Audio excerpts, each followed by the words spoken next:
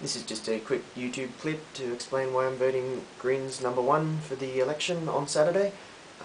Basically, I believe in the soundness of pretty much all the important policies of the Greens. I of course don't believe in all their policies, that would be too much to hope for.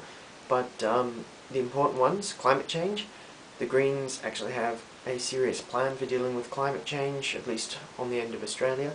And the Labor Party, they at least pay lip service to the physics and science of climate change, so they're at least not lying still about climate change being in doubt.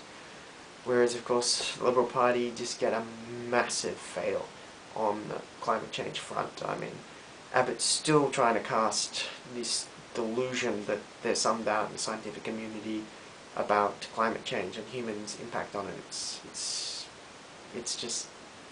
It's too unforgivable. I mean, it's even worse than my utter dislike of the Labor Party's internet filter policy.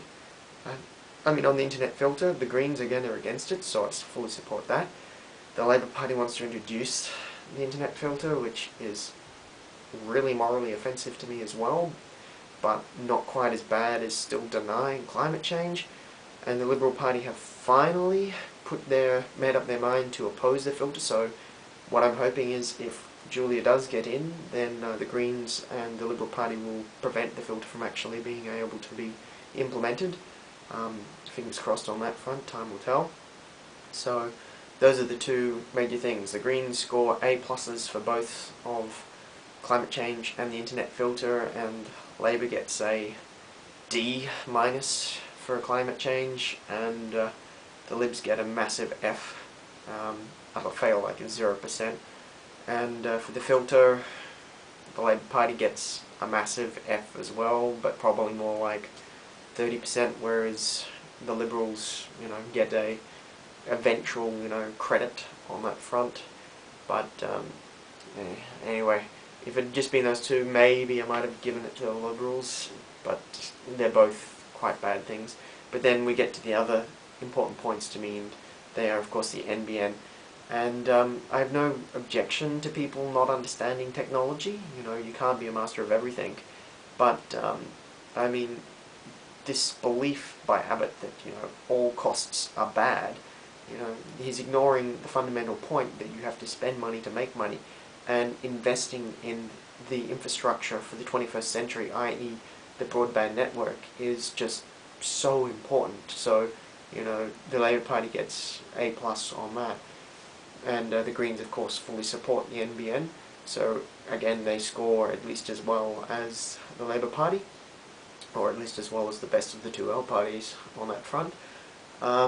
And that kind of pushes the Labor Party back up to just being better than the Liberals slightly. And then there's the other issues like education.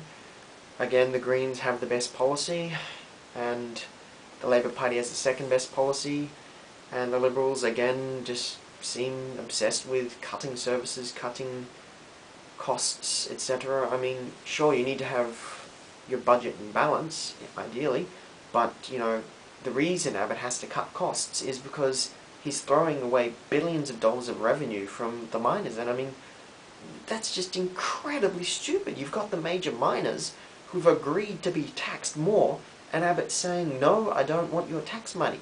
And worse than that, he's wanting to give the miners money. He's trying to subsidize them, let alone not even taking the tax money. I mean, it's just nuts. And it just demonstrates, even worse leadership than Julia has. So, judging everything on all these important policy points, I just can't vote for Abbott. I mean, maybe if Liberals had Malcolm Turnbull still, then sure, I might have been able to go with the Liberals on this front. But, I mean, Abbott's just... I mean, I've no objection to the guy personally, but he's just not leadership material. I mean, Julia is also showing a complete lack of leadership, but at least the leadership decisions she makes are more sane than some of Abbott's stances. I mean, Abbott has been slowly backtracking on these points, but he hasn't backtracked fast enough for me. And I doubt he'll backtrack enough by Saturday, so it really has to be Greens. I at least feel comfortable voting for the Greens.